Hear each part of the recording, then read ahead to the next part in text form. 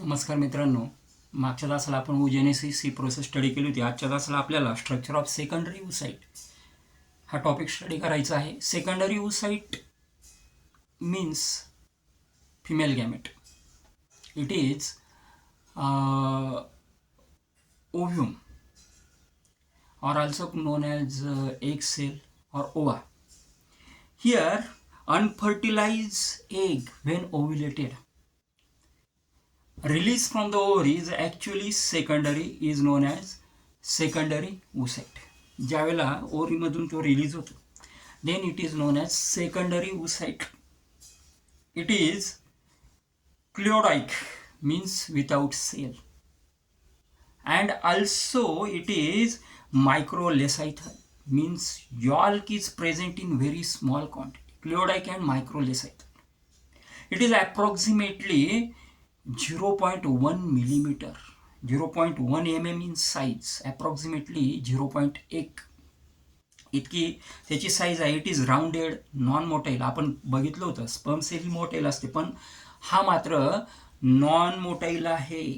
And haploid female gamete.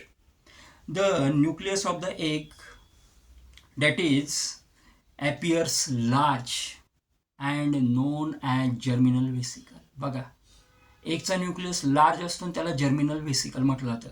2-3 महत्त्वाच्या गोष्टी की याच्यावर राईट नोट ऑन पण विचारलं जातं किंवा याच्यावर त्या ठिकाणी डायग्राम पण विचारली जाते.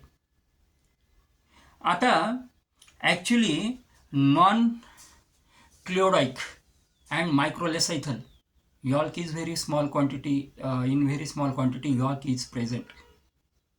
It is without cell, that is non-cleodic. Germinal cell, here it is haploid, non-motile, and the nucleus is known as germinal vesicle. न्यूक्लियसला जर्मिनल व्हेसिकल असं सुद्धा म्हटलं जातं. The cytoplasm of the eggs is also called as ooplasm. त्याच्या सायटोप्लाझमला ooplasm असं सुद्धा म्हटलं जातं. नाव the egg membrane is called vitelline membrane. एगचा जो मेम्ब्रेन आहे त्या मेम्ब्रेनला आपण व्हाईट लाईन मेम्ब्रेन म्हणतो. न्यूक्लियसला जर्मिनल व्हेसिकल म्हटलं जातं. त्यानंतर सायटोप्लाझम पण त्याच्यामध्ये असतं, ज्याला आपण त्याच्या आजूबाजून सायटोप्लाझम असतं त्याला आपण ओप्लाझम पण म्हणतो. त्याचं जे मेम्ब्रेन आहे that is also called as vitelline membrane. त्या मेम्ब्रेनला आपण व्हाईट लाईन मेम्ब्रेन म्हणतो. Then non cellular glycoproteinous membrane is present around white line membrane. Glycoproteinous membrane white line membrane च्या आजूबाजूने प्रेझेंट असते. It is called as zona pellucida. Between zona pellucida and vitelline membrane perivitelline space is present. बघा, आपण आतून बाहेर आतल्या बाजूनं पाहतोय. न्यूक्लियसला जर्मिनल व्हेसिकल म्हटलं जातं. त्याच्या आजूबाजून सायटोप्लाझम असतं, त्याला ओप्लाझम पण म्हटलं जातं. ओप्लाझमच्या बाजूनं त्या ठिकाणी नॉन सेल्युलर ग्लायकोप्रोटेनियस मेम्ब्रेन आहे, त्याला आपण झोना पेलुसिडा म्हणतो. या दोघांच्या मध्ये जी स्पेस असते म्हणजे ओप्लाझम आणि झोना पेलुसिडाच्या मधली त्याला आपण पेरी व्हाईट लाईन मेम्ब्रेन असं म्हणतो. Now adhering to the outer surface of the zona pellucida are several radially elongated cells are present. Zona pellucida, outer to the zona pellucida, radially elongated cells are present, and these radially elongated cells are known as corona radiata.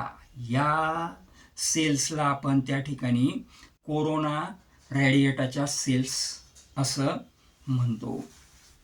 And here between vitelline membrane and zona pellucida it is perivitelline space, and in this perivitelline space polar bodies are present. एकदम simple आहे. बघा, rounded structure आहे. आतमध्ये सेंटरला nucleus आहे, haploid nucleus आहे. न्यूक्लियसलाच आपण त्या ठिकाणी जर्मिनल व्हेसिकल म्हणतो. न्यूक्लियसच्या अवतीभोवती सायटोप्लाझम आहे. Cytoplasm is known as ooplasm. Cytoplasm एक त्या ठिकाणी non cellular proteinous layer, glycoproteinous लेअरचं फॉर्मेशन करतो. This layer is called as zona pellucida. There is space between zona pellucida and ooplasm is known as perivite line space. In this perivite line space, polar bodies are present. या perivite line space मध्ये polar bodies असतात.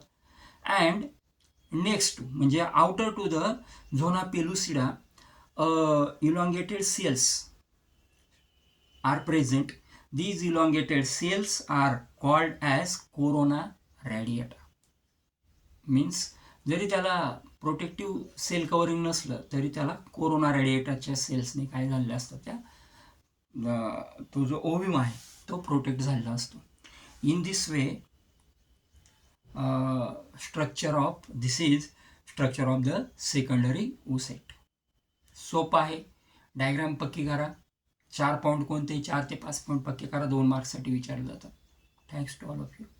हा chapter आपल्याला 1, 2, 3 व्हिडिओमध्ये आपला हा chapter complete होईल. Thanks.